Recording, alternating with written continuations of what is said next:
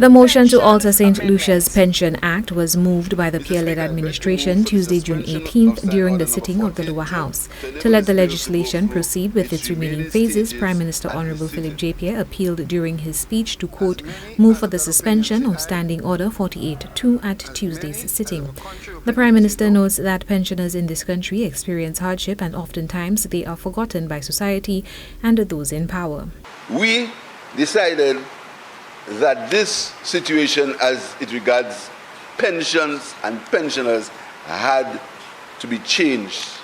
And it started with the budget statement, Mr. Speaker. Should the amendment be approved, the minimum amount any civil servant pensioner should receive will be $725 monthly. The minimum pension that any pensioner in St. Lucia should earn from the government is $725.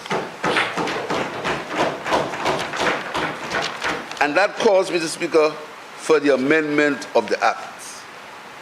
Mr. Speaker, let me tell you briefly what pensioners in this country have to go through. Some of them, Mr. Speaker.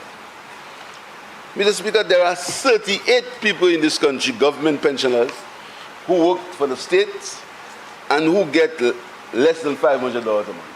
Prime Minister Pierre, who understands the plights of living on a measly pension, says this was all the more reason to improve the lives of civil servants. I understand, Mr. Speaker, what it means, Mr. Speaker, what it means for people to get the kind of salaries that your father and my father worked for, and how they sent us to school, Mr. Speaker, and raised us to be what we are today.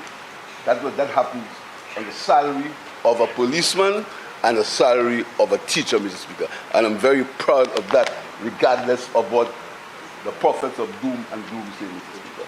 So, we are making that amendment, Mr. Speaker, and we hope to come further. As the economy improves, we are going to come to this honorable house to increase pensions further for the people of this country.